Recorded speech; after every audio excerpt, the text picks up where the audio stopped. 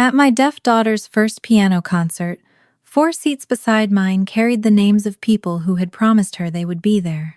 Every one of those seats stayed empty. Sadie looked toward them before she placed her hands on the keys. She did not need to hear the room to know who had not come. My phone lit up against my thigh. The concert reminder had appeared in our family group chat. My brother Caleb answered it first. "She can't hear applause anyway. She won't know." Before I could breathe, my mother added, "We won't miss his contract signing for this." I stared at the 2 messages until the words stopped looking like language. Then I typed one reply. Understood. I did not beg them to turn around. I did not leave my daughter alone beneath the stage lights so I could argue with people who had already made their choice. Sadie began to play. When the final note ended, a deaf volunteer near the aisle lifted both hands and waved them in the air. One student copied her, then another. Within seconds, the whole room was applauding in a language my daughter could see. Sadie smiled.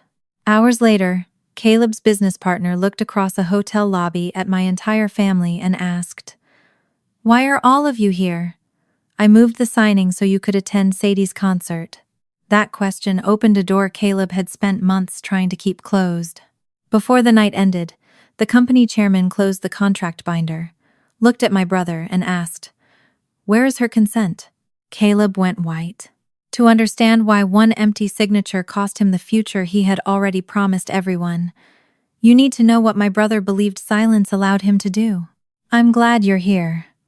Tell me where you're listening from, stay to the end, and subscribe so you don't miss what followed my family's choice." 6 days earlier, I was standing inside the concrete shell of a half-finished apartment building in St. Paul, Minnesota, while October wind pushed dust through openings where the windows would eventually go. It was 2026, and the October cold already knew how to find the gaps in a person's coat.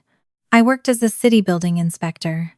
My job was to notice what other people preferred to call minor: a railing mounted too low, a fire door that did not latch, a crack someone had painted over instead of repairing.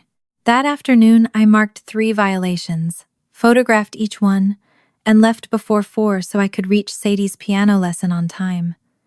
Being late for my daughter was not something I treated as minor. Sadie was 12. She had profound hearing loss in both ears and used American Sign Language as her first language. I had learned with her from the time she was small, first slowly and clumsily, then well enough that our hands could carry an argument across a crowded room without either of us raising a voice. She did not learn piano by pretending sound worked the same way for her as it did for everyone else. Her teacher used a strip of lights to mark tempo. Sadie memorized movement until her fingers knew distances without looking. She felt rhythm through the floor and the body of the piano, sometimes resting one palm against the wood before she began. Nothing about it was magic. It was work. When I entered the studio, she was repeating the final 8 measures of the piece she would perform on Saturday, October 17th. Her shoulders tightened when she missed the transition, but she stopped, reset the light, and tried again without looking toward me for rescue. Her teacher smiled at me, but I kept my hands in my coat pockets. Sadie had asked me not to correct her from the doorway anymore. On the drive home, she waited until we stopped at a red light before signing. Did they all remember? I knew who she meant. My mother, Janet. My father, Martin. My younger sister, Brielle. My older brother, Caleb. The 4 closest relatives Sadie had left besides me. Her father, Thomas, had died in a traffic accident 5 years earlier. Since then, I had been Sadie's only living parent and legal guardian. Caleb liked to call the Brooks family her safety net. I had spent years making sure that net never had a hole large enough for her to see.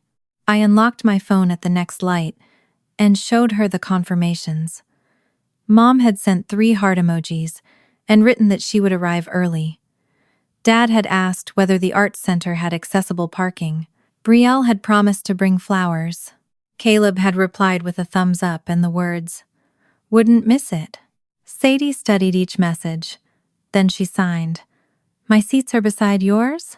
Yes, 4 seats, all in the front row. She nodded, but she did not smile. No reminders? The light changed, so I drove before answering. Reminders were how I managed my family. I sent calendar invitations, followed up with texts, and called the night before. I told myself I was being organized. The truth was less flattering. I was trying to prevent people from revealing what they would choose without my supervision. We still have 6 days, I signed after pulling into our driveway. Sadie gave me the look she used when I answered a different question from the one she had asked. That evening, Caleb called while I was making soup. His face filled my screen from an office conference room, his tie loosened just enough to suggest exhaustion without sacrificing authority. We have a complication Saturday, he said. Closing day landed on the same date as the concert. I lowered the heat beneath the pot. Ridgeway Freight Analytics, the software company Caleb had founded with Naomi Vale, was being acquired. We did not know the final terms, only that Caleb spoke as if everyone's future had already been arranged. The concert date has been on your calendar for 2 months, I said. I know. Naomi is refusing to move the signing. I had met Naomi once at a company picnic 8 months earlier. She had been quiet, direct, and kind to Sadie. When I sent the digital concert invitation, I had included Naomi because she had asked Sadie about the piano. Her FaceTime contact was still in my phone, though we had never used it. Then you attend the concert and sign afterward, I said. Caleb exhaled through his nose. It is not that simple. There are lawyers, buyer representatives, closing packets, a few formatting changes. Everyone may need to stop by the hotel early, show support, and then we will figure out the rest. Sadie is not something we figure out after the important people are finished. His expression hardened before the smile returned. That is not what I said. It is what your plan does. Mom joined the call before he could answer. Caleb had clearly invited her. She appeared from her kitchen wearing the expression she used when she intended to call my objections selfish. Erin, this opportunity comes once, she said. Sadie will have other performances. This is her first. And Caleb has worked 12 years for this. From the table, Sadie looked up. She could not hear their voices, but she could read my face. I turned the phone so she could see who was on the screen, and signed a brief explanation. Caleb lifted both hands as though calming a room he had disrupted. No one is choosing against Sadie. We will stop at the hotel early, handle whatever Naomi needs, and come over when we can. When you can is not the promise you made. Mom said my name in warning. Caleb looked past the camera, then said he had another meeting and ended the call. I stood with my thumb over the family group chat, ready to send the concert details again. Parking instructions, start time, Sadie's position in the program. Everything that might make their choice easier. Sadie crossed the kitchen and gently covered my phone with her hand. Not again, she signed. I want to know who remembers. My first instinct was to say busy schedules did not measure love, and one more reminder could prevent unnecessary hurt. Those were the explanations I had used for years, mostly because they gave me something to control. Sadie waited. I locked the phone and set it beside the stove without opening the chat again. All right, I signed. No more reminders. She nodded once and returned to the table. I watched her open her music folder, trusting me not to interfere. For the first time, I understood that protecting my daughter might mean letting her see the choice my family made when no one pushed them toward the right one. 3 days before the concert, Brielle forwarded a digital invitation to our family group chat while Sadie and I were sitting at the kitchen table. The invitation was cream-colored with Caleb's company logo at the top and a photograph of the Minneapolis skyline beneath it. In large letters, it read, Brooks Family Reception. The location was the North Star Hotel. The time was 4 in the afternoon until 6:30. I read it twice. Sadie was cutting 4 name cards from white cardstock for the seats beside mine. She had written each name carefully in black marker. Grandma, Grandpa, Aunt Brielle, Uncle Caleb. I opened the concert schedule on my phone. The first student would begin at 5. The program was expected to end shortly after 6. Why does a family reception last until 6:30? I wrote in the group chat. I thought the formal signing was later. Brielle replied almost immediately. Caleb said everyone needs to be there early for photos. A second message appeared from her before I could answer. There will be champagne and some kind of family display. It's supposed to show support before the closing. I looked across the table. Sadie had lined the 4 cards in front of her, measuring the spaces between them with the edge of a ruler. Her concentration made the names look more serious than they would have in anyone else's handwriting. My phone rang. Caleb's name filled the screen. I answered without moving away from the table. Sadie could see his face and mine if she looked up. Erin, before you turn this into a problem, the reception is part of the closing schedule, he said. Whose schedule? Naomi's. She wants family photos, champagne, and visible founder support before everyone signs. The answer came too smoothly. Caleb had always been good at making a decision sound older than the conversation that created it. The concert starts at 5, I said. Your invitation begins at 4 and ends after 6. No one said everyone has to stay the entire time. Then, why does the invitation say 4 to 6:30? He leaned closer to his camera.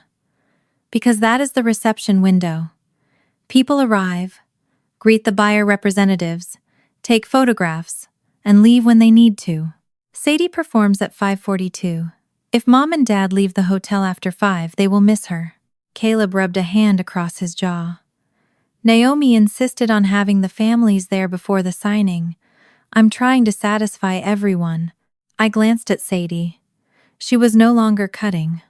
Her eyes were on my face. Did Naomi personally ask for my parents and Brielle to stand in a hotel lobby for 2.5 hours? She wants the room to feel committed. This is how corporate closings work. I inspected buildings for a living. I knew what people said when they did not want someone to examine a weak support closely. They used broad words. Standard procedure. Industry practice. Everyone knows. What time is the actual signing? I asked. 8. Then there is enough time to attend the concert first. A pause passed before Caleb answered. It is not only about the signature, Erin. There are conversations before it. Buyer representatives will be moving through the hotel.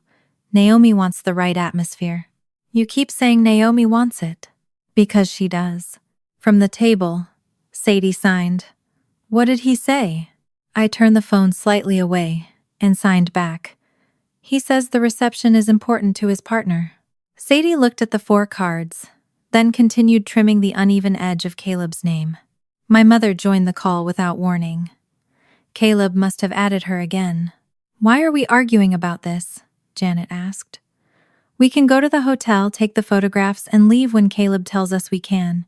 When Caleb tells you that you can? She frowned. You know what I mean? No, I know exactly what you said. Mom's mouth tightened. Naomi has been making this process difficult for months. Caleb is doing everything possible to keep the deal alive. The least we can do is stand beside him when he asks.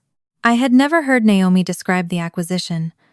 Everything I knew about her resistance came through Caleb, and every version made her sound unreasonable in a way that increased his importance. According to him, Naomi questioned deadlines because she could not make decisions. She requested revisions because she enjoyed control. She wanted legal review because she did not trust anyone. Each complaint ended with the same conclusion. Caleb was the person holding the company together. Has Naomi ever told you any of that directly? I asked Mom. I don't need to speak to her. I know my son. Caleb gave a tired laugh. Can we not turn closing week into a trial? I looked again at the invitation. At the bottom, beneath the hotel address, it said, hosted by Caleb Brooks. There was no company event coordinator, buyer representative, or Naomi listed anywhere. Who sent this invitation? I asked. My office, Caleb said. Brielle's earlier message still showed the forwarding information. The original sender was not an office account. It was Caleb's personal email address. Before I could mention it, Dad entered the group call. Martin appeared from his den, glasses low on his nose and an open laptop reflected in both lenses. "I just received the hotel logistics," he said. "Parking looks simple." "What time does it say the formal closing begins?" I asked. Dad's eyes moved towards something on his screen. For half a second, he stopped. Then he looked back at me. "I'm sure Caleb has coordinated it." "That wasn't my question," Mom interrupted. "Martin, don't let her interrogate you."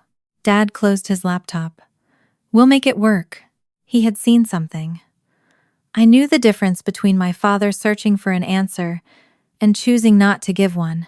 Brielle joined the call from her car, her phone mounted below the dashboard. She was smiling in a way that did not match the tension. "Could we please not ruin this?" she asked. "Caleb is creating opportunities for all of us."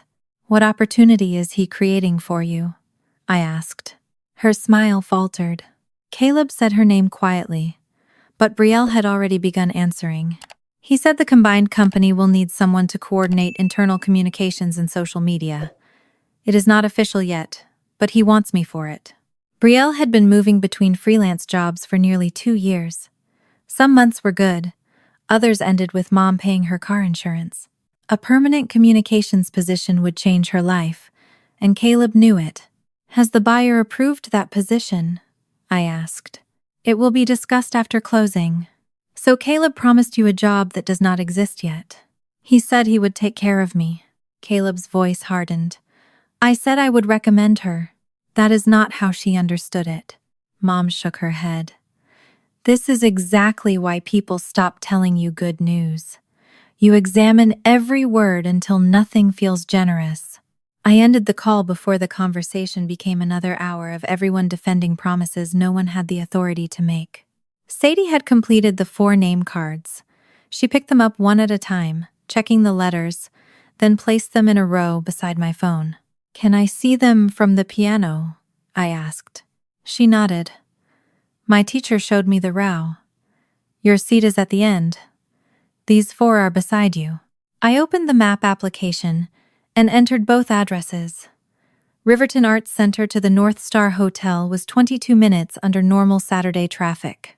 Even if the concert ended at 6:10 and everyone waited long enough to congratulate Sadie, they could leave by 6:15 and reach the hotel before 7. The formal closing was at 8. There was no real conflict, unless someone created one. My thumb hovered over Naomi's contact. I could call and ask one question. "Did you insist my family arrive at 4? Naomi had met Sadie at the company picnic 8 months earlier and asked thoughtful questions about the piano without speaking to me as though my daughter were not present. When I sent the digital invitation, Naomi had replied that she hoped closing week would not interfere. Her number was still stored in my phone. I did not call. Part of me feared crossing into Caleb's company business based on nothing more than an invitation that felt wrong. Another part remembered the promise I had made to Sadie. I would not rearrange the test until everyone produced the answer I wanted. A message from Caleb appeared that evening. "Send me a photo of Sadie's concert program when you get it. We'll put it on the family display." I read the request while Sadie practiced in the living room, one bare foot pressed against the floor to feel the rhythm. I photographed the front of the program and sent it. At the time, it seemed like one harmless detail for a family display. The preliminary report later showed what I could not have known that night. While I was studying the hotel invitation, Naomi received an automated alert from Ridgeway's closing data room. A document called Management Continuity Letter had been revised. Its status had been marked Founder Approved. The report also preserved Caleb's message, telling her the update contained nothing important, only formatting changes and comments from the buyer.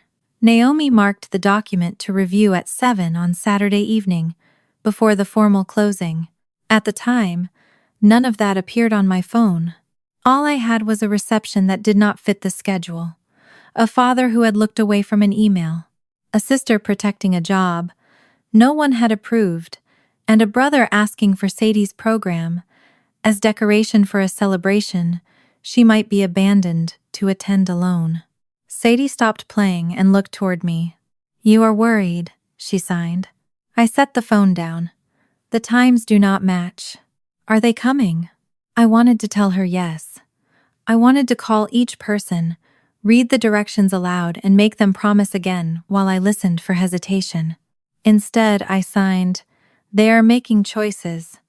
We will see which ones." The night before the concert, I opened the family group chat. The message box waited beneath Caleb's request for the program photograph. I typed the start time, deleted it, typed the address, then deleted that too. Sadie stood in the kitchen doorway wearing her pajamas. She looked from my face to the phone. I closed the chat without sending anything and left the phone beside the sink. She watched me for another moment, then signed, "Then it will be real." Saturday, October 17th arrived cold and clear.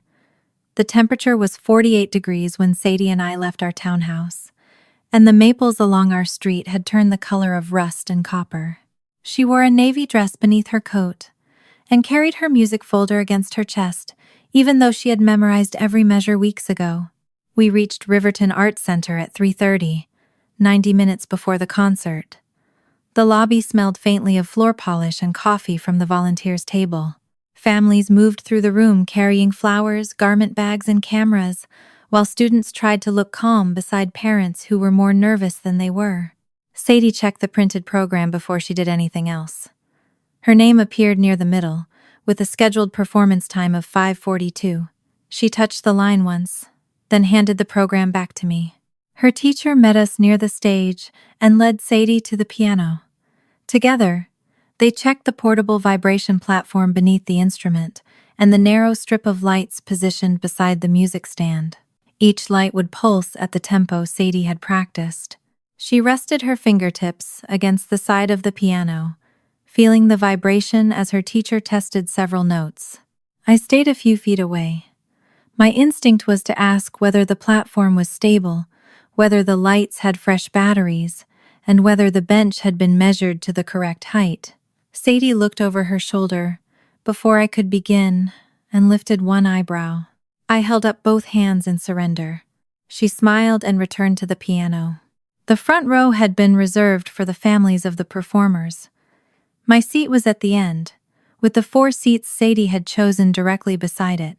Each chair held one of the white cards she had made at our kitchen table. Grandma, Grandpa, Aunt Brielle, Uncle Caleb. I adjusted the cards even though they were already straight. Sadie had placed them where she could see them clearly from the piano. She had not chosen the seats because they were comfortable or close to the exit. She had chosen them because she wanted to look up and know they had come. At 4:15, families began filling the auditorium. A boy carrying a violin posed for photographs with both grandparents. Another student's father arrived with a bouquet large enough to block half the aisle. People apologized as they passed in front of me, then settled into their seats with coats folded across their laps. The 4 chairs beside me remained empty. I checked the time but did not open the group chat. I had promised Sadie I would not remind anyone. Breaking that promise now might fill the seats, but neither of us would know whether they had remembered or simply obeyed another instruction from me. At 4:30, Sadie came to the edge of the stage and looked toward our row. I raised my hand. Her eyes moved from me to the 4 name cards. I signed. Still early. It was not a lie yet. She nodded and returned backstage. At 4:45, my phone vibrated. The calendar reminder I had created 2 months earlier had appeared automatically in the family group chat. Sadie's first piano concert begins in 15 minutes at Riverton Arts Center. The notification sat there for several seconds without an answer. I watched the screen until Caleb's name appeared beneath it. She can't hear applause anyway. She won't know. For a moment, I thought I had misread it. My eyes went over the sentence again, but the words did not improve. Sadie could not hear the sound of hands meeting. Caleb had turned that fact into permission to disappear. He had decided that because she experienced applause differently, she would experience absence differently too. Before I could type, Another message appeared. Mom wrote, "We won't miss his contract signing for this." My fingers went cold around the phone. They were not trapped in traffic. No one had been injured. There was no emergency at the hotel. They had seen the reminder and answered it with a choice. I looked at the 4 seats beside me. Mom's purse should have been on one. Dad should have been studying the program under the auditorium lights. Brielle should have been taking photographs before a volunteer asked her to put her phone away. Caleb should have been checking his watch and pretending he was not emotional. Instead, every card faced an empty chair. I began typing that the formal signing was not until 8. I wanted to remind them that the hotel was only 22 minutes away. I wanted to ask Mom how she could speak about her granddaughter, as though Sadie's experience only counted when it resembled hers. Then the stage lights dimmed. Sadie was somewhere behind the curtain, waiting to walk into a room where she expected to find me watching her. I would not spend that moment arguing with people who had already explained themselves. I deleted everything I had written and typed one word. Understood. I silenced the phone and placed it inside my bag. The program began at 5. I clapped for each student, then remembered that Sadie would not hear whether I did, and continued anyway because applause was not only sound, it was attention. It was showing someone that what they had done had reached you. Between performances, I watched the entrance. Each time the auditorium door opened, a thin strip of lobby light crossed the back wall. A late parent entered during the second piece. A grandmother slipped inside before the third. None of them belonged in the 4 seats beside me. At 5:38, Sadie's teacher appeared near the curtain and checked the light strip beside the piano. My daughter followed her onto the stage. The auditorium seemed to narrow around her. Sadie reached the bench, then looked toward the front row. Her eyes found me first. I smiled and raised one hand. Then she looked at the 4 cards. She did not stare dramatically. She simply counted the empty chairs with one slow movement of her eyes. Her shoulders changed almost too slightly for anyone else to notice. I noticed. Her teacher waited beside the curtain. Sadie placed both feet on the vibration platform, adjusted the bench, and rested her fingers above the keys. The first light flashed. She began. The opening measures were steady. I had heard them through the walls of our townhouse for months, though Sadie had experienced them through movement, light, and vibration.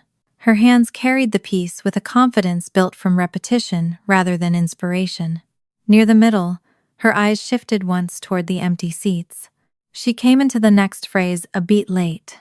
My chest tightened, but I did not move. I did not signal or mouth reassurance. She had asked me to stop rescuing her from every difficult second, and this moment belonged to her. Sadie kept one hand on the cord while her eyes found the tempo light. The next pulse came. Her fingers moved again. She recovered without anyone guiding her. The final section grew stronger. I could see the difference in the way she held her shoulders. She was no longer waiting for the 4 people who had chosen not to come. She was finishing the piece because she had begun it. When she played the last note, the room filled with applause. Sadie could see people moving, but from the stage, ordinary clapping could become a blur of hands near bodies. Before I could stand, a woman seated near the aisle lifted both arms above shoulder height and waved her open hands in the air. I recognized her from the volunteer table. Her name tag read Inez Romero. I had seen her signing with another volunteer in the lobby. One of the students near the stage noticed and copied her. Then Sadie's teacher raised both hands. A row of parents followed, then the people behind them. Within seconds, nearly every person in the auditorium had both hands lifted, fingers moving in silent visual applause. Sadie looked across the room. Her gaze stopped on Inez, then moved over the hundreds of hands. The hurt did not leave her face completely, but something else reached it. She smiled. Not the careful smile she used when adults praised her for being brave. This one was small, surprised, and real. I raised both hands with everyone else. For the first time that evening, I stopped looking at the empty seats. After the concert, students and families gathered in a reception room beside the lobby. Someone offered Sadie a paper cup of cider. Her teacher congratulated her on recovering after the delayed phrase, and Sadie signed that the tempo light had brought her back. Inez approached, but did not hug her or tell her she was inspiring. She signed, "Beautiful work." Sadie answered, "Thank you for making the room visible." Inez smiled. "You made them look." When she walked away, Sadie turned toward me. Her eyes dropped to my bag, where I had placed my phone. I could have waited until we got home. I could have said the family had been delayed or that Caleb's closing had become more complicated than expected. Those explanations would have protected the people who had abandoned her, not Sadie. I took out the phone and opened the group chat. She read Caleb's message first. Her expression did not change immediately. Then she read my mother's reply and looked back at the screenshot of the calendar reminder above them. Her hands moved slowly. They knew I would look? There was no gentle version of the truth. That was still the truth. "Yes," I signed. Sadie looked down at the program folded beneath her arm. She pressed the crease flat with her thumb, then handed the phone back to me. She did not cry. That somehow made the ache in my chest worse.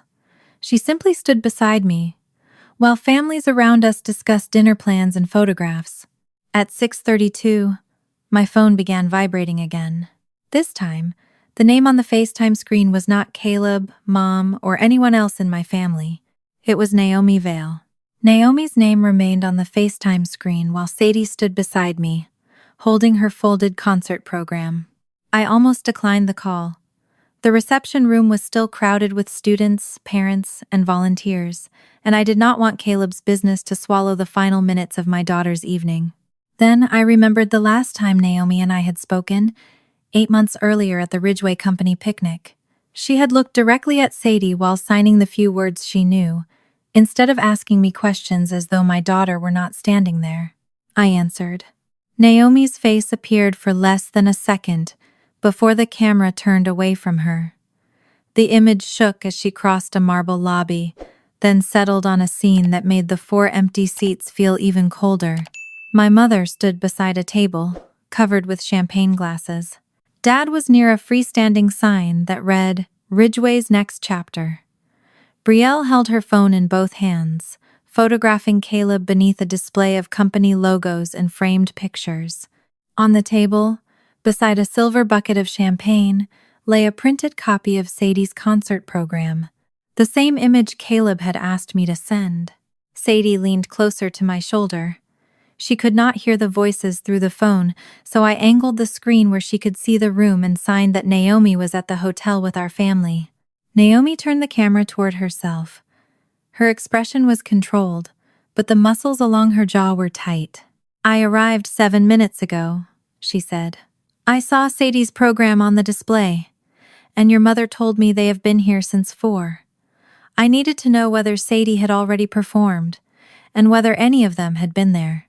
I looked at the clock on the wall. 6:32. "She performed at 5:42, I said. "They missed the entire concert." Naomi glanced beyond the camera. "Then I needed you on this call before I asked them why." She turned the phone again and walked toward my family. Caleb noticed the screen first. His smile disappeared, then returned in a smaller, more careful form. "Naomi, this is not the time," he said. "I think it is exactly the time." Mom stepped forward, still holding a champagne glass. "Erin, why is she calling you from Caleb's reception?" Naomi stopped between the display table and the sign. Her camera captured all 4 of them behind her. "Why are all of you here?" she asked. "I moved the signing so you could attend Sadie's concert." For several seconds, no one answered. Brielle lowered her phone. Dad looked toward Caleb. Mom's hand tightened around the stem of her glass. "What do you mean? You moved it?" Mom asked. "The formal closing begins at 8, Naomi said. "It was originally scheduled earlier. I moved it after Caleb told me the concert started at 5. My mother looked at my brother. "You said she refused to change the time." Caleb gave a short laugh that sounded more irritated than amused. "This is a misunderstanding. The closing is at 8, but there are events before it. There were no approved events before it, Naomi said. Brielle held up the digital invitation on her phone. We were invited to a family reception. Naomi looked at the screen. By whom? Caleb. I did not approve of family reception. The buyer did not approve one. Ridgeway's communications team did not approve one. Caleb stepped closer. It was a morale gathering. That does not require a committee. Then why did it begin 4 hours before closing? The buyer representatives were expected to move through the hotel. They are not arriving until 7:30. Mom set her glass down with enough force that champagne spilled across the white tablecloth. Caleb told us you wanted family photographs before the signing. He said you wanted everyone here to show support. Naomi's eyes moved to the sign, the champagne and Brielle's phone. I arranged a shuttle to leave Riverton Arts Center at 6:15, she said. It would have brought all of you here before 7. You could have attended the concert and still arrived more than an hour before closing. Dad looked down. I remembered the reflection of the logistics email in his glasses 3 days earlier. He had seen the 8 o'clock start time. Perhaps he had not known about the shuttle, but he had known enough to ask why Caleb wanted them there at 4. He had chosen not to ask. Sadie touched my arm. I signed the conversation as quickly and simply as I could. Naomi had moved the signing. There had been time for everyone to come. The reception was not official.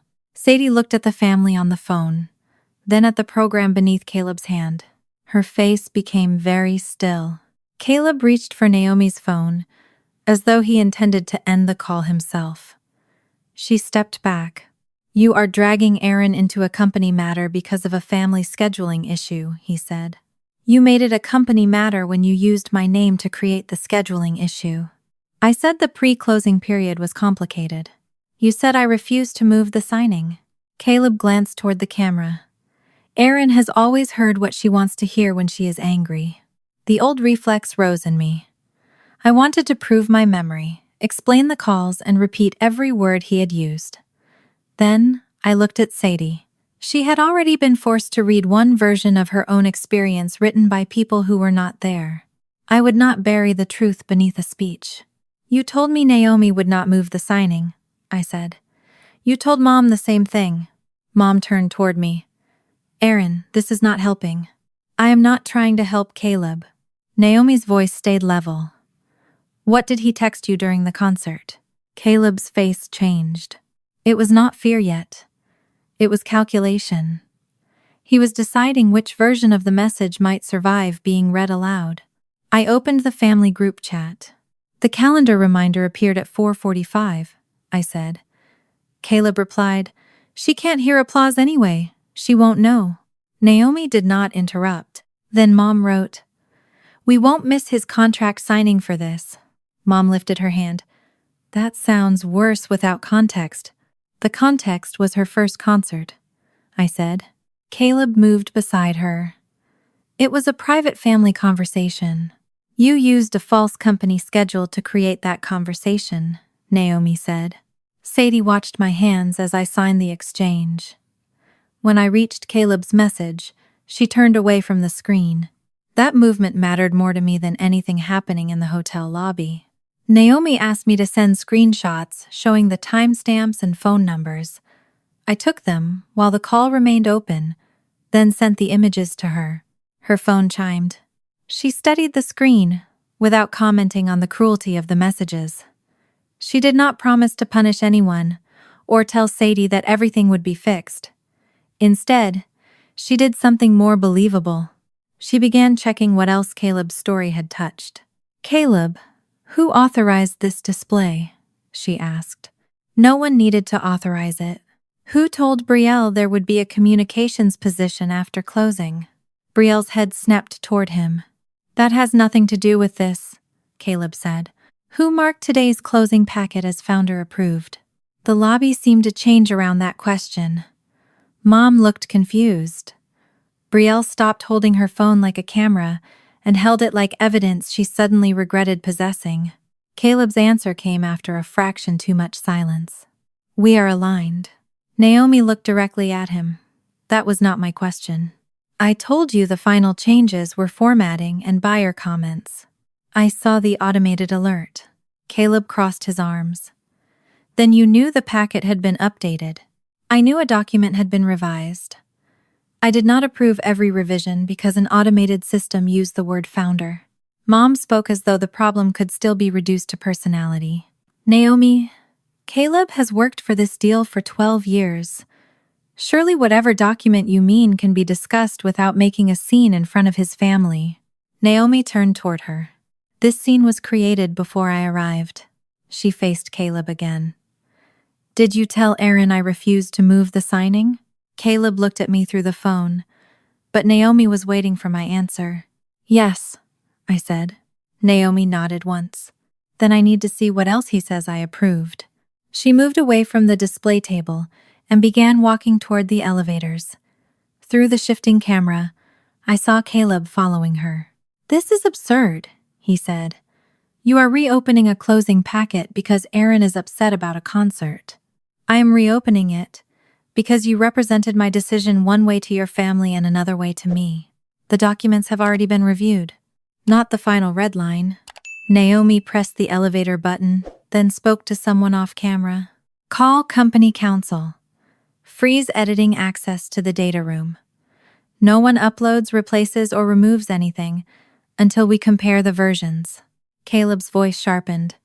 You do not have the authority to lock me out of my own closing. I am not locking you out. I am preserving the record. The elevator doors opened. Naomi stepped inside alone and turned the camera toward her face. Erin, keep your phone near you. Buyer's counsel may ask you to authenticate those messages. Only the sender, time, and wording. Nothing else. I looked at Sadie. I am not bringing her into this.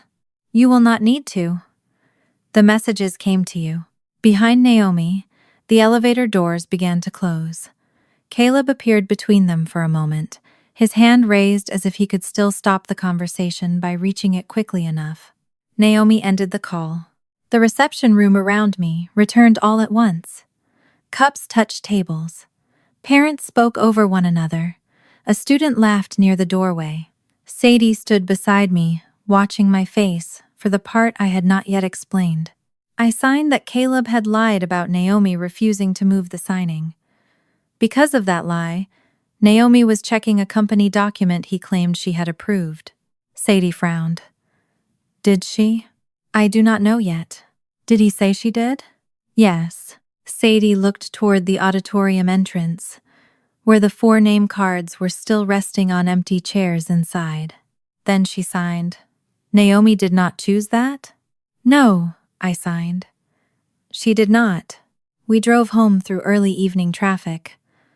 I kept my phone in the cup holder, screen facing up, but it remained dark for most of the trip.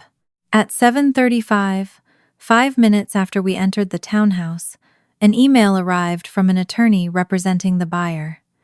It contained a secure video conference link and one sentence. We need 5 minutes to authenticate the messages you received. The email from buyer's counsel arrived while Sadie was changing out of her concert dress. The secure link would open at 7:50. Beneath it, the attorney had written that I was being asked to confirm only the source, time, and wording of 2 messages. I would not be questioned about Ridgeway's finances, the acquisition, or Naomi's decisions. I read that paragraph twice, before showing it to Sadie. She stood in the hallway wearing sweatpants and one of Thomas's old college shirts, the hem hanging almost to her knees. I explained in ASL that the lawyers wanted me to prove Caleb and Grandma had sent the messages. I told her she did not have to appear on camera or answer anything. Will they ask about me? She signed. Only what the messages said, not what you felt. She went to the kitchen table. I will stay here. I set my laptop across from her. I wanted to send her upstairs or turn her chair away from the screen. Instead, I let her choose where to sit. At 7:50, the link opened into a waiting room. A notice stated that the meeting was confidential and being recorded by counsel. When I was admitted, 6 faces appeared in separate boxes. Naomi was in a conference room at the North Star Hotel. Caleb sat 3 chairs away. Between them were two attorneys. Graham Sutter, chairman of the acquiring company, occupied the largest box. A woman introduced herself as Laura Chen, counsel for the buyer. Miss Walker, thank you for joining. You are not a party to this transaction. We only need to authenticate the messages you provided to Miss Vale. Please answer from your own knowledge. I understand. Caleb leaned toward his camera. This is unnecessary. I have already acknowledged the messages were mine. Laura looked at him. Then, authentication should take very little time. She asked me to state my name, my relationship to Caleb, and the phone number connected to the family group chat. She shared 2 screenshots. The first displayed the automatic concert reminder, Caleb's message and the timestamp. The second showed Mom's reply, and my answer. Did you capture these images from your own phone? Laura asked. Yes. Were they altered before you sent them to Miss Vale? No. Do you recognize the number associated with the message? She can't hear applause anyway. She won't know. It belongs to Caleb. And the second number? My mother, Janet Brooks. Laura asked what time Sadie's concert began, and whether Caleb had previously told me Naomi refused to move the signing. I answered yes to both. I did not explain what I believed Caleb intended. The lawyers had asked for a narrow truth, and a narrow truth was enough. Laura explained why I was not being dismissed immediately. The next portion was a limited, non-privileged authorization review tied directly to Caleb's representation that Naomi had approved the schedule and the closing materials. I could remain only while the parties established what had been represented and whether the packet was authorized. If the discussion moved into legal advice or negotiation strategy, I would be removed. Graham adjusted the closing binder. Before we proceed, I want confirmation that every ancillary agreement in the final packet has been properly authorized. Naomi looked into her camera. The management continuity letter has not been authorized by me. Caleb turned toward her. We discussed continuity for weeks. We discussed the concept. I did not approve the revised letter uploaded this afternoon. Laura shared a document labeled Final Revision, 2:17 p.m.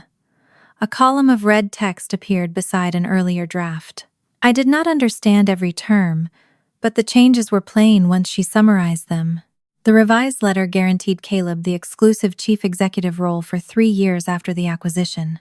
It added a retention bonus and performance earnout, gave him veto power over replacing several senior managers, and restricted Naomi's operating authority. Graham's expression did not change. Was this version approved by both founders?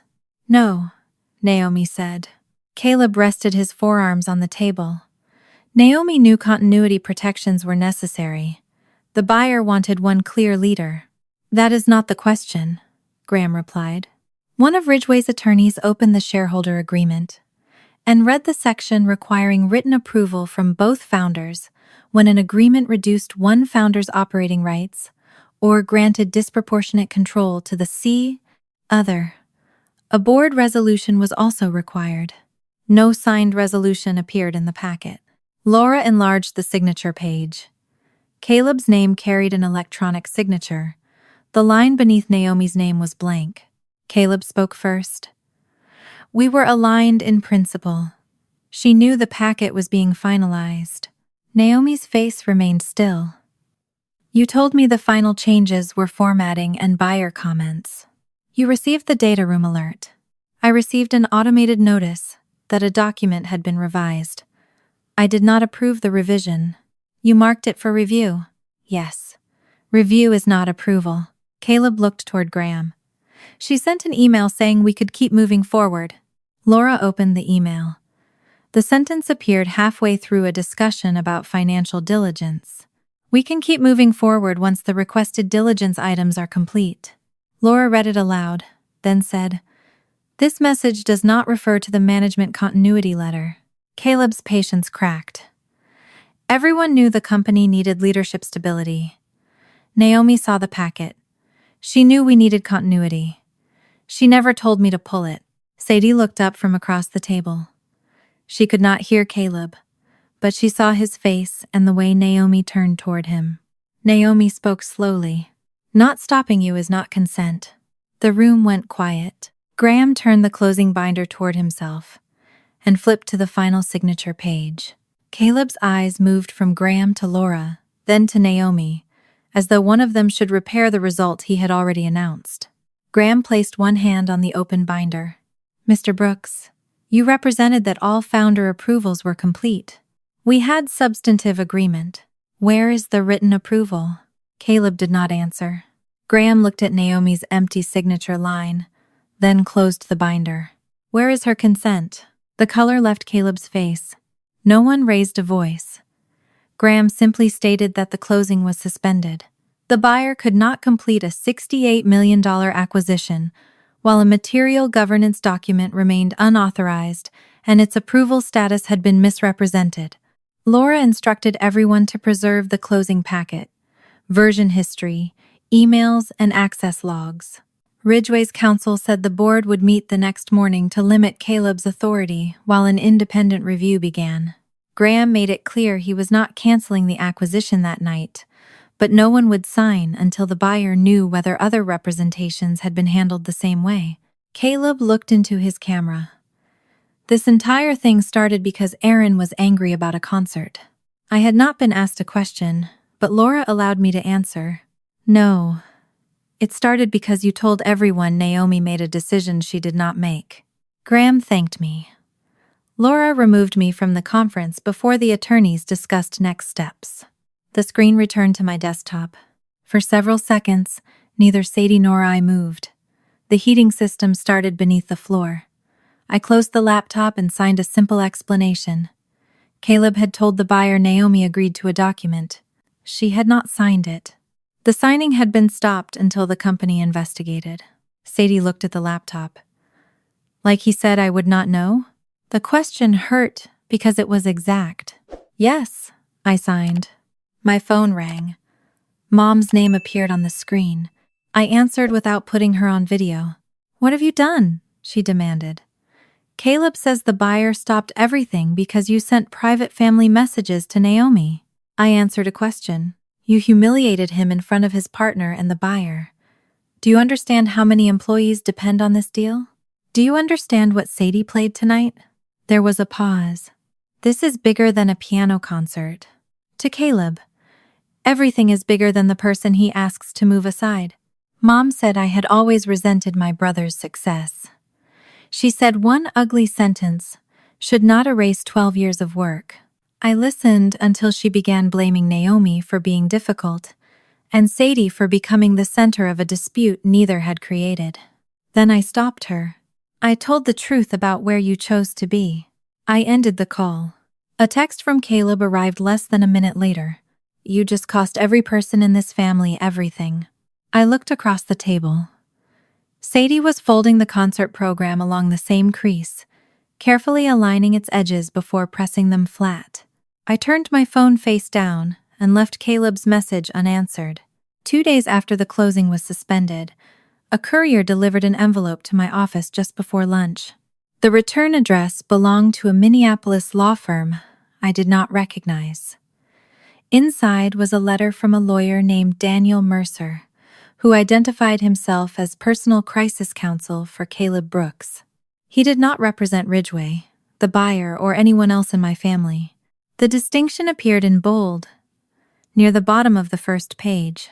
The document behind the letter was titled, "Proposed Factual Declaration of Erin Walker." My name was already typed beneath a blank signature line. I closed my office door before reading further. The declaration described the messages from the concert as private family banter made during a stressful transaction. It stated that no one had intended to discriminate against Sadie because of her deafness. It said the family's absence had been caused by an unexpected and time-sensitive business obligation. None of those sentences surprised me. The next one did. During her performance, Sadie Walker was not aware of the absence of her extended family and suffered no interruption or distress as a result. I read it again, slower. Caleb had already decided Sadie would not know when he sent the message. Now that the decision had damaged him, His lawyer wanted me to sign a cleaner version of the same lie. The final paragraph asked me to confirm that the incident did not reflect Caleb's professional judgment, leadership ability, or treatment of employees. It requested my cooperation to prevent a private misunderstanding from causing disproportionate harm to innocent third parties. I reached for a pen. My first instinct was to write "no" across the signature page, photograph it, and send it back. I wanted Caleb to understand that the answer did not require a lawyer, a conference, or another carefully arranged room. Then I stopped. The document was addressed to me, but the sentence at its center belonged to Sadie. It described what she had noticed, what she had felt, and whether the empty seats had affected her. Refusing on her behalf, without letting her see, it would still be deciding for her. I placed the papers back in the envelope and finished the inspection report on my desk. The work took twice as long as it should have, because my eyes kept moving toward Caleb's version of the concert. When I picked Sadie up from school, I told her there was a document at home that talked about her. I did not call it important or frightening. I told her she could read the relevant part, ask questions, and decide whether she wanted me to respond. She studied my face, then signed. "Is it from Uncle Caleb?" "From his lawyer." "Because of the concert?" "Yes." She nodded and looked out the passenger window for the rest of the drive. At the kitchen table, I placed the declaration between us. I explained that the lawyer wanted my signature as her mother. Sadie was not being asked to sign a legal document, and no one had the right to force her to speak to the company. I summarized the business language, then slid the page containing the sentence about her across the table. Sadie read it once. Her finger stopped beneath the words. "Was not aware." She looked up at me. "They said I did not see. They want me to say you did not realize the seats were empty during the performance." Sadie pulled a pencil from the cup beside the refrigerator and drew a circle around the sentence. Beneath it, she wrote 2 words in careful block letters. "Not true." She pushed the page back to me. I asked whether she wanted me to sign the declaration with that correction. Her hands moved immediately. "No signature." I waited, making sure I had not shaped the answer by the way I asked. Sadie tapped the sentence Caleb's lawyer had written. "He said I would not know. Now he wants you to say he was right." "Yes." "He was not." "No."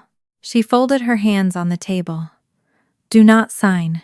I scanned the page with her handwritten correction and emailed it to Daniel Mercer. I did not write an explanation of Caleb's childhood, his pressure at work, or my mother's habit of excusing him. None of that changed what the declaration tried to do. I wrote 1 sentence. "You do not get to use her silence as your statement." The reply came 12 minutes later. Mercer said his client regretted that the language had caused additional distress and would be willing to discuss revisions. I did not answer. At 4:30, Mom appeared on our front step without calling. Through the window, I saw her standing beneath the porch light with both hands clasped around her purse. I considered not opening the door, but Sadie was upstairs practicing. I did not want Mom ringing the bell until the vibration carried through the walls. I stepped outside and pulled the door closed behind me. "You should have called. You would not have answered."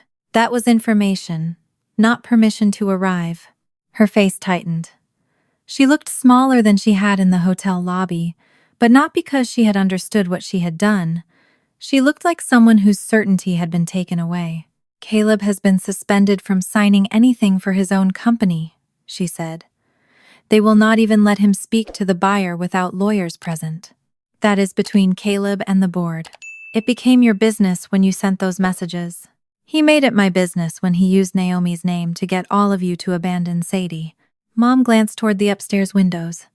"Keep your voice down. Sadie cannot hear us through the glass. She can still know you are here." The reminder unsettled her. She looked toward the door as though Sadie might already be watching. "Do you understand what could happen if the buyer walks away?" she asked. 55 employees could lose their jobs. Brielle's position is gone. Caleb's reputation may never recover. People are saying he misrepresented documents. Did he? That is not for us to decide. It was for you to decide that his reception mattered more than Sadie. Mom pressed her lips together. We thought the signing was happening then. Dad saw the 8 o'clock schedule. She looked away. I had not told her that before. Her silence confirmed she either knew already or understood immediately why Martin had hidden it. Your father did not understand all the details, she said. He understood numbers on a clock. This is exactly what you do. You take one mistake and turn it into a verdict on the entire family.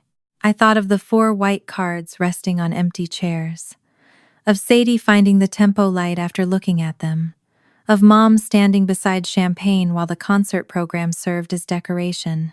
What did Sadie play? I asked. Mom frowned. What? At the concert. What piece did she play? That is not the point.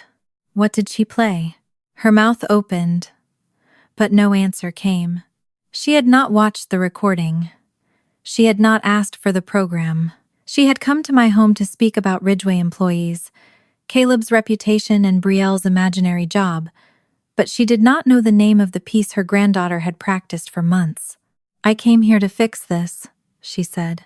No, you came here because Caleb is losing things. That is cruel. It is accurate. The upstairs curtain shifted. Sadie stood behind the window. She could not hear our words, but she could see Mom on the porch. I stepped between them. You need to leave. Mom stared at me. You are keeping my granddaughter from me because you are angry with your brother. I am asking you to leave because you arrived without permission and still cannot tell me what Sadie played. She walked down the steps without saying goodbye. That evening, Dad called. He did not ask whether Mom had visited.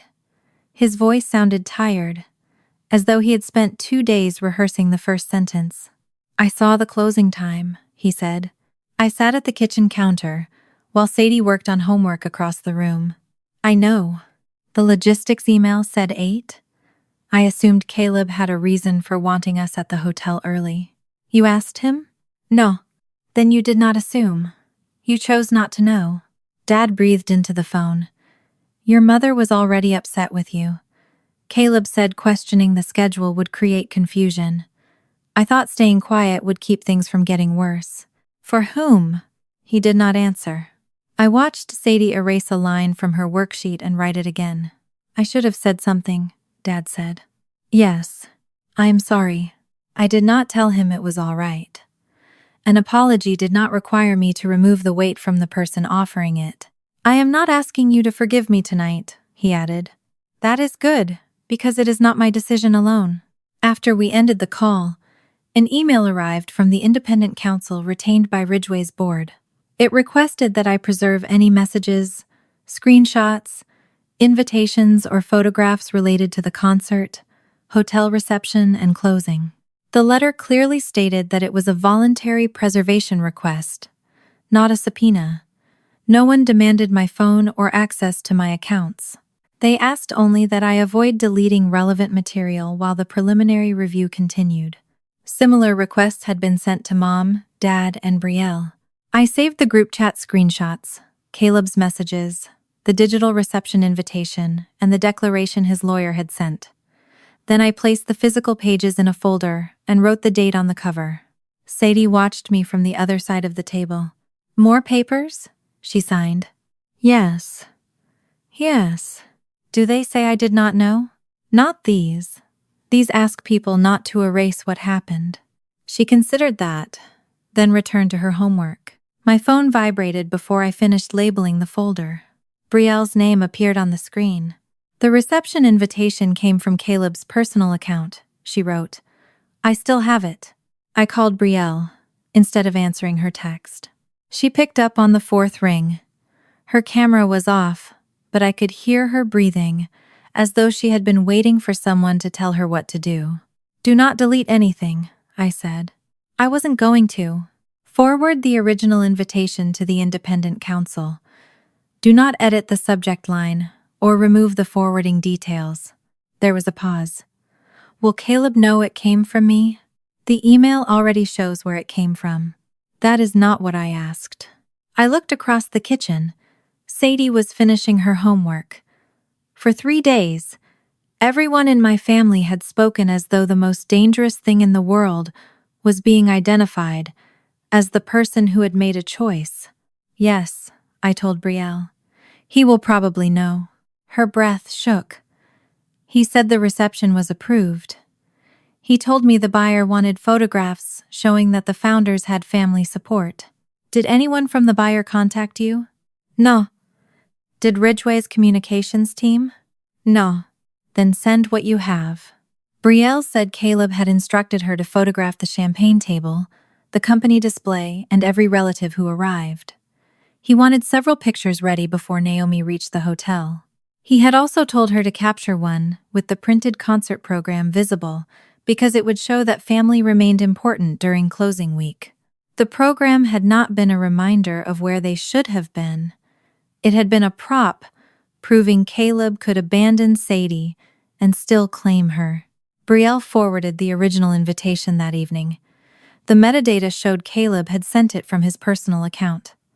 No company event planner, buyer representative, or lawyer appeared among the recipients. She also sent 3 photographs from the hotel. Each contained a timestamp. The first had been taken at 4:12, 48 minutes before the concert began.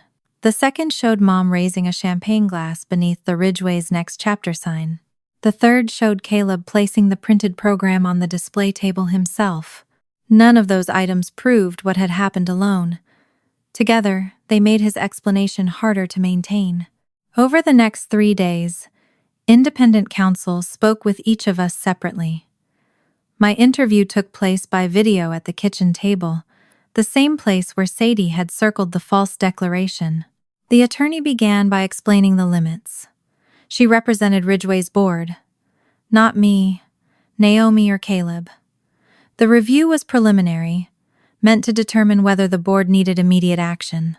A fuller investigation could continue later. She asked me to share my screen. I opened the group chat screenshots. Caleb's request for the program photograph, the false reception invitation, and the declaration from his crisis lawyer. I described only conversations I had personally heard. "Do you believe Mr. Brooks intended to deceive the buyer?"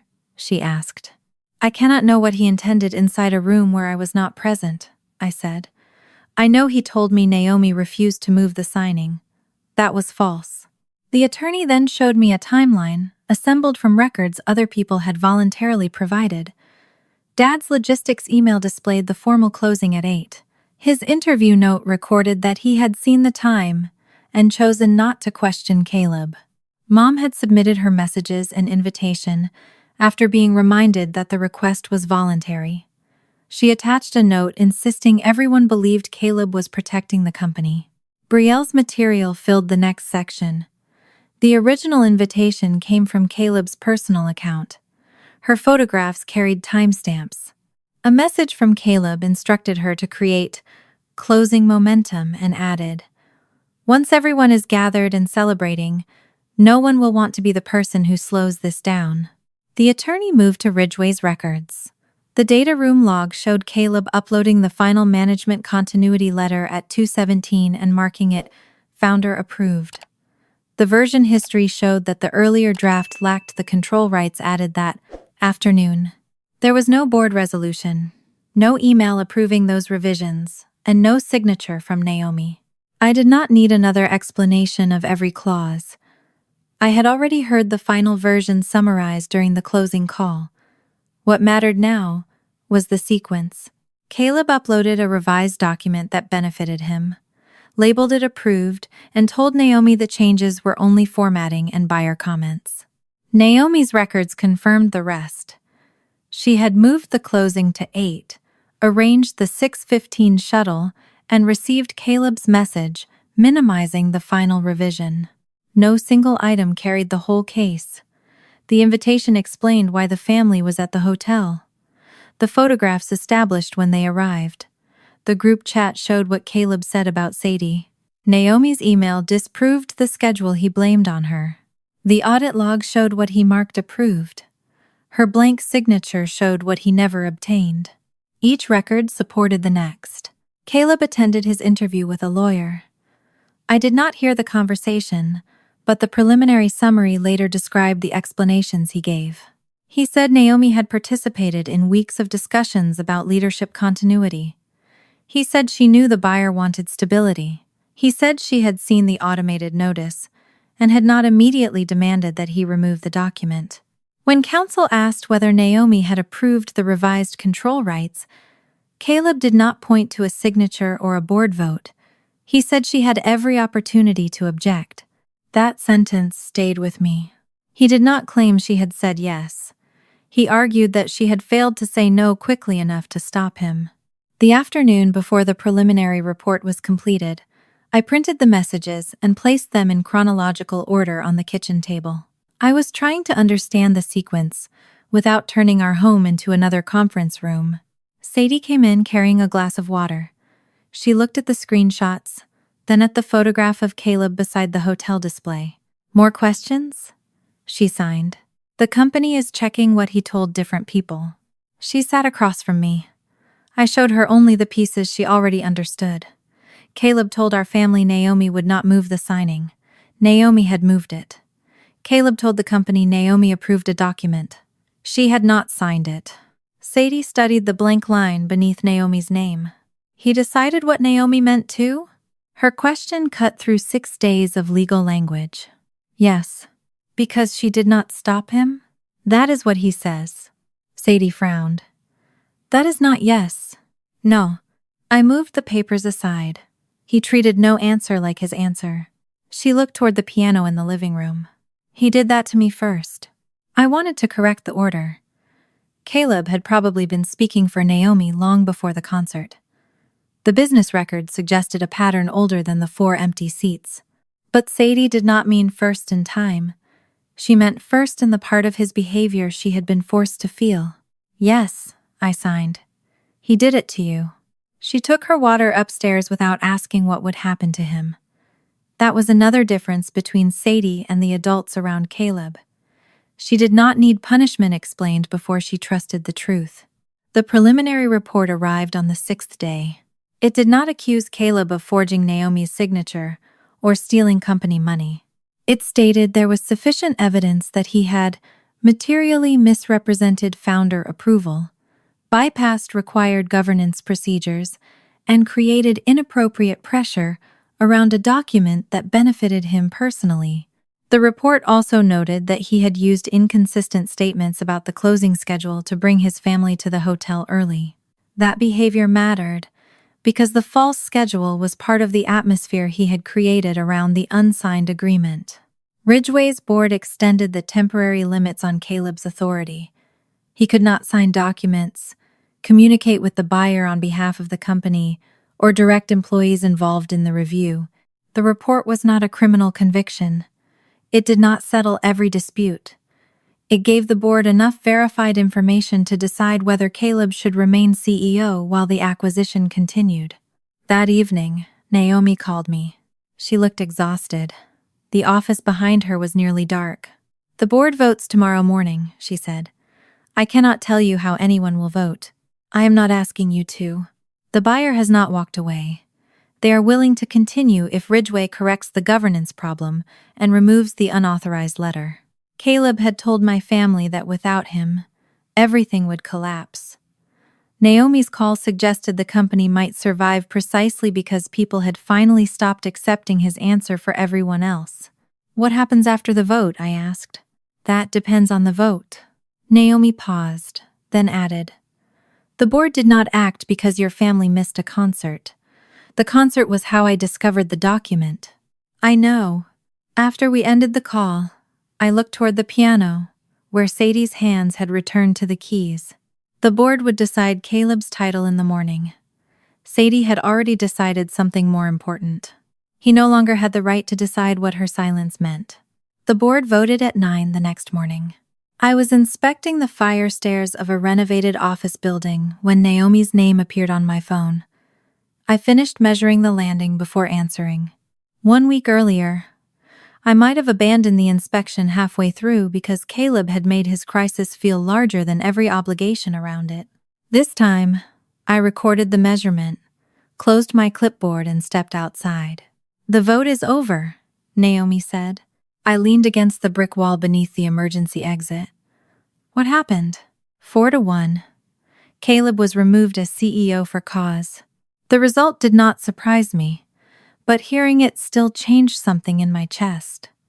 Caleb had spent years speaking as if his title were part of his identity rather than a position other people had entrusted to him. Who voted against it? I asked. He did. Naomi explained only what the board had authorized her to share. The independent director chaired the portion concerning Caleb, and his conflict was entered into the minutes. Ridgeway's bylaws still allowed every seated director to vote. Caleb declined to recuse himself and cast the only vote to keep himself in office. Naomi, the two investor directors, and the independent director voted to remove him. His employment agreement allowed termination for material misrepresentation and violations of company governance. He had been given counsel, time to respond, and an opportunity to challenge the preliminary findings. He had spent most of that opportunity arguing that Ridgeway could not survive without him. The board disagreed. Caleb lost the chief executive role, the change of control bonus, the retention package tied to the acquisition, the performance earnout, and the right to lead the company after the merger. His unvested options were canceled under his employment agreement. He did not lose the shares he had already earned. No one seized his bank accounts or erased 12 years of work. When the acquisition eventually closed, he would still receive the lawful value of his vested ownership. He lost the extra power he had tried to take without Naomi's consent. The buyer is willing to continue, Naomi said. They want the unauthorized letter removed and a transition plan in place. So the employees keep their jobs? That is the plan. Caleb's last message to me had claimed I had cost everyone everything. The board had now removed him without destroying the company, the buyer, or the employees he had used as shields. What happens to you? I asked. I will remain during the transition. The board is appointing an interim CEO. Her answer was professional, almost spare. Naomi did not sound triumphant. She sounded like someone who had inherited an enormous amount of work, because another person had mistaken control for leadership. Before ending the call, she said, "The board's action was based on the documents and his own responses, not on your opinion of him." I know. I thought you should hear that clearly. After the call, I returned to the fire stairs. The landing was still 3 inches too narrow. Caleb's removal had not changed the measurements, and the building did not care what my family had lost. For the first time in a week, that felt reassuring. Brielle called that afternoon. She did not begin with an apology. "They told me there is no communications position," she said. "I was sitting in my car outside Sadie's school, waiting for dismissal." "Who told you?" "A woman from Ridgeway's Human Resources team. She said no position was approved, budgeted, or even proposed. Caleb told you it would happen after closing. He said he wanted me there. He said the combined company would need someone loyal." Loyal had been one of Caleb's favorite words. He used it when he meant a person who would accept his version before checking whether it was true. "Did he ever introduce you to HR?" I asked. "No." "Did he send you an offer?" "No." "Then he gave you a promise he did not have the authority to keep." Brielle began crying. "I missed Sadie's concert for him." "You missed it for the future you thought he could give you. That is not better." "No." She waited for me to soften the answer. "I did not. I sent the invitation and photographs because I was scared," she said. "Caleb said I betrayed him." "You provided records after independent counsel asked for them. He says the board would never have removed him if all of us had stayed quiet. That may be the first accurate thing he has said." Brielle stopped crying long enough to inhale sharply. I did not say it to punish her. The records had not created the damage. They had only removed the cover Caleb depended on. When Sadie came out of school, I ended the call. Brielle asked whether she could apologize to her niece in person. "That is Sadie's decision," I said. "Do not come to the house without being invited." Mom arrived at Dad's house before I could speak to either of them. By evening, they had started a family group call that excluded Caleb, but included me. I answered because Sadie was doing homework nearby, and I wanted to know what pressure might reach her next. Mom's face appeared first. "They fired your brother," she said. "The board removed him." Do not hide behind careful language. Careful language is why the buyer knows Naomi never approved that letter. Dad sat beside her, shoulders curved forward. Brielle joined from her apartment with swollen eyes. Mom said the buyer might still close the deal, but everything Caleb had promised, the family was gone. Brielle's job, the celebration dinner, the charitable foundation Mom had imagined they would announce after the acquisition. I had never heard of a foundation. Did Caleb have authority to create any of those things? I asked. That is not the point, Mom said. It is the entire point. She accused Naomi of stealing the company from him. Dad interrupted before I could answer. The company is continuing, he said. Mom turned toward him. Without our son, because of what he did. It was the first time I had heard Dad contradict her, without lowering his voice afterward. Mom stared at him. He looked at me through the screen. I saw the schedule. I knew something did not fit. I stayed quiet because Caleb had trained all of us to think questioning him was the same as hurting the family. Brielle wiped her face. He promised me something that did not exist. Mom refused to join them. He was trying to take care of us.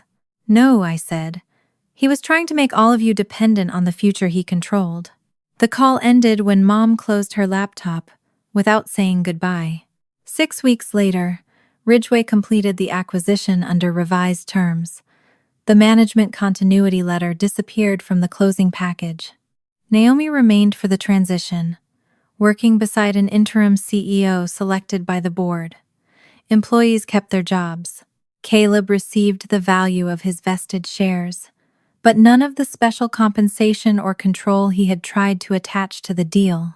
He had money, but no title, no retention package, and no office from which to tell everyone else what had already been decided. That was when he began asking about Sadie. His first email said he loved her and wanted to explain that his message had been written under extraordinary pressure. He said one mistake should not erase 12 years of being her uncle. He did not mention the empty seats. He did not mention Naomi's blank signature. He did not ask what Sadie had played. I showed the email to Sadie after explaining that she did not owe him an answer. Then I asked what contact she wanted with each person. She did not want to see Caleb or invite him to any performances. She wanted Mom to stop contacting her directly for now.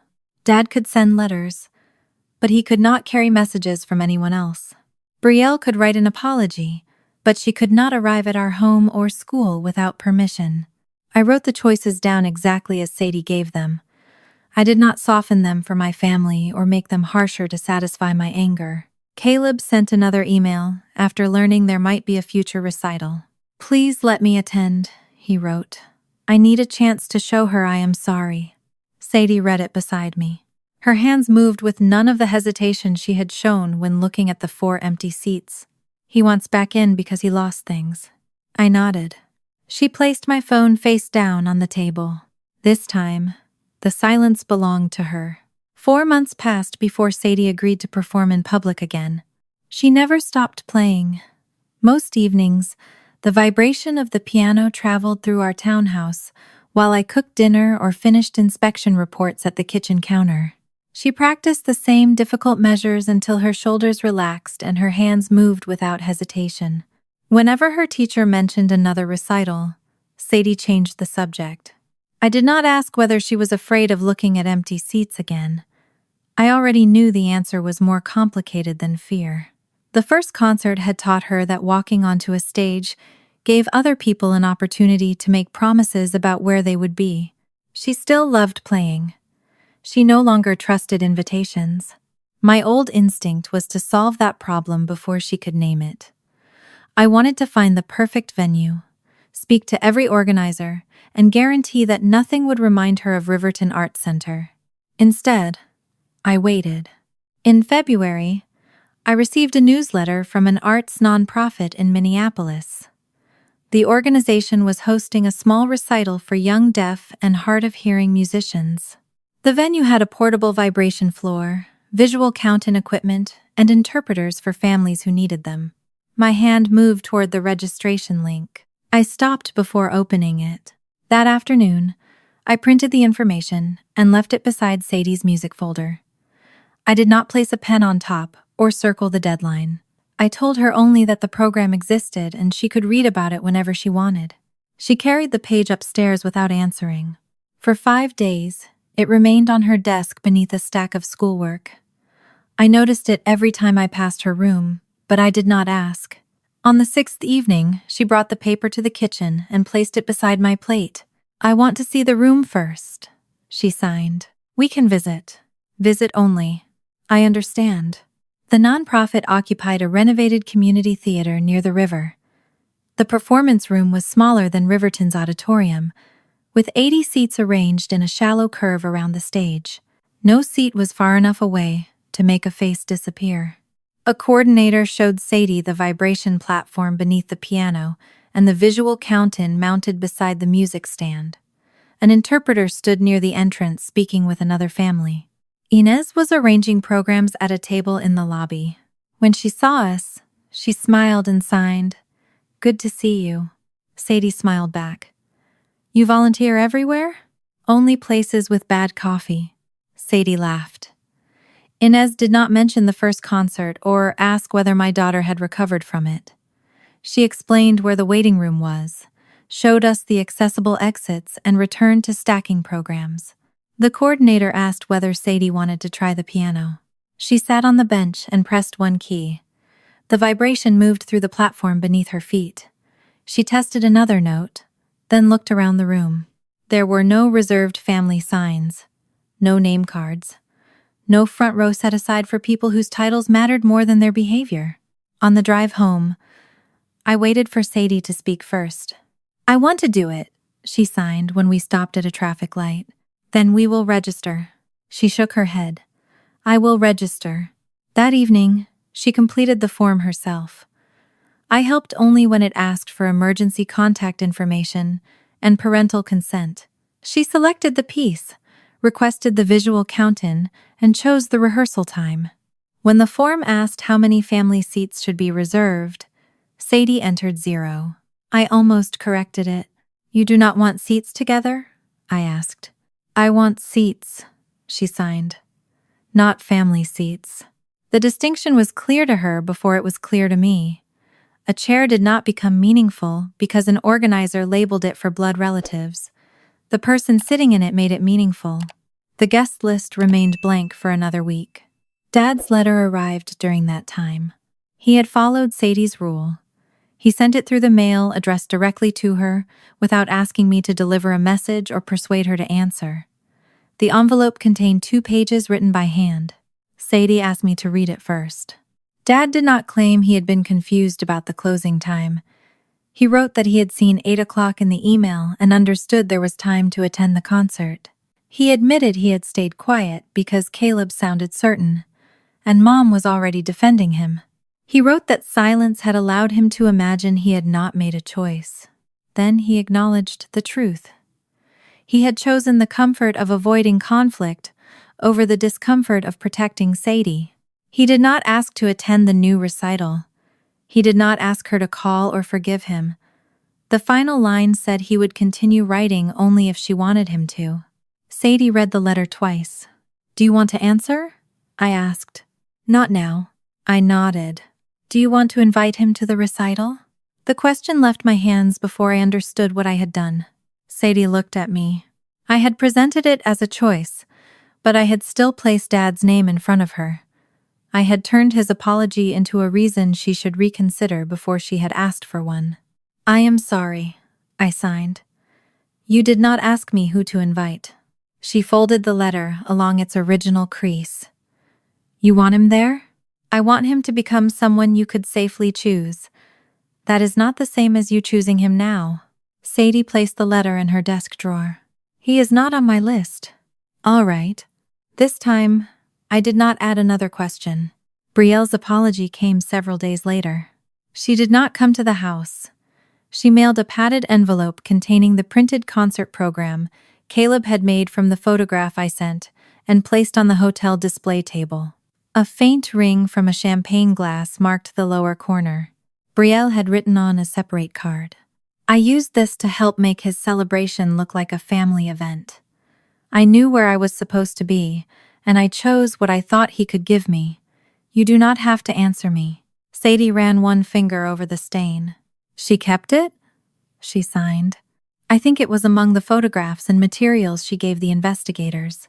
Sadie placed the program beside Dad's letter. She did not tear it up or display it. She treated it like what it was, a record of something that had happened. I do not want her at the recital, she signed. I will not invite her. A short email from Naomi arrived the following week. She said the acquisition had closed under the revised structure, and the leadership transition was underway. Employees had retained their positions, and the interim team was operating without Caleb. She did not attach a gift card, offer a scholarship, or ask to be part of Sadie's life. At the end of the message, she wrote that she hoped Sadie still enjoyed playing. I showed the email to Sadie. She did not ask to come, Sadie signed. No, I like that. So do I. The guest list began to fill after that. Sadie invited her piano teacher first. Then Inez. She chose 2 students from her music class, a girl from school who had learned enough ASL to complain about math homework, and my coworker Denise, who had attended every one of Sadie's small classroom performances since Thomas died. She invited the people who had shown up repeatedly without requiring a crisis to remind them. My name appeared near the top. Seeing it there affected me more than I expected. For years I had believed being Sadie's mother automatically placed me inside every important moment. Her list reminded me that even my presence should be something I continued to deserve. There were 12 names when she finished. No Caleb. No Mom. No Dad. No Brielle. I read the list and felt my attention settle on Dad's absence. His letter had been honest. He had not demanded forgiveness. Part of me believed that effort should earn him 1 seat near the back. That was the part of me that still wanted to manage outcomes. It wanted to turn good behavior into a predictable reward, as if Sadie's boundaries were a system I could administer fairly. She was watching me. I folded the list and handed it back without suggesting a change. The week before the recital, Sadie placed the final copy on the refrigerator. Beneath the 12 names, she had written one additional instruction in dark ink. Do not add anyone for me. On the morning of the recital, I woke before my alarm and immediately began making a list. Confirm the driving route, check the weather, charge my phone, bring safety pins, tissues, water, and a printed copy of the program. Message the guests so no one misunderstood the start time. I reached for my phone, then stopped. Sadie's guest list was still attached to the refrigerator beneath the instruction she had written for me. Do not add anyone for me. The sentence had been about names, but it applied to more than names. It meant I did not need to build another protective wall around a day she had already planned. Sadie came downstairs wearing black pants and a pale blue blouse. Her music folder was beneath one arm. A small bag hung from her shoulder. Did you pack water? I signed. She opened the bag and showed me a bottle. Extra hair tie? She held up 2. Program? She pointed to the folder. I nearly asked whether she wanted me to check the visual count-in equipment when we arrived. Instead, I signed, You are ready. Sadie studied me with a hint of amusement. That was difficult for you. A little. She smiled and pulled on her coat. The drive to Minneapolis took less than 30 minutes. February snow remained in gray piles along the sidewalks, but the roads were dry. Sadie watched buildings pass outside the window while tapping the rhythm of her piece against her knee. I kept both hands on the steering wheel. At the nonprofit theater, the lobby was already warm with conversation. An interpreter stood near the registration table. Parents carried music folders and winter coats while young musicians moved between the waiting room and the stage. No banners announced anyone's next chapter. No champagne waited beneath company logos. Nothing in the room suggested that one person's achievement existed to decorate someone else's future. Inez sat behind the volunteer table arranging name tags. When she saw us, she raised both hands in greeting. Sadie signed. Still bad coffee? Inez lifted a paper cup and made a face. Worse. They laughed together. Inez did not ask whether Sadie was nervous.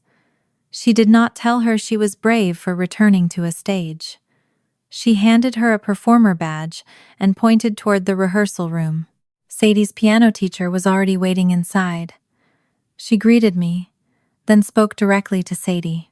Do you want help checking the setup? Sadie considered the question before nodding. I followed them into the performance room but remained several feet behind. The piano stood at the center of the stage. Beneath it was the portable vibration platform Sadie had tested during our first visit. A narrow visual count-in device sat near the music stand.